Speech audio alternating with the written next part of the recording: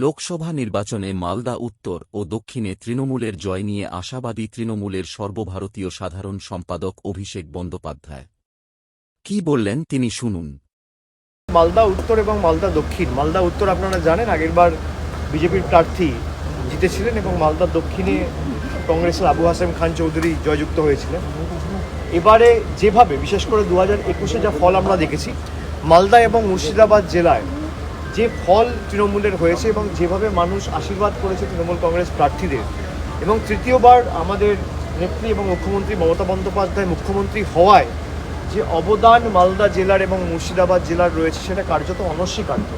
সেই সার্বিক উন্নয়নের ধারা যাতে অব্যাহত থাকে এবং সমর্থন মানুষের যাতে অক্ষুণ্ণ থাকে এবং মানুষের সমর্থন যাতে সর্বত্র আমরা পাই, যেখানে যেখানে সাংগঠনিক দুর্বলতা রয়েছে সেটা নিয়ে বিস্তারিত ব্লক ওয়াইজ আমরা আলোচনা করেছি, সেটা সংবাদ মাধ্যমে বলা ঠিক হবে না।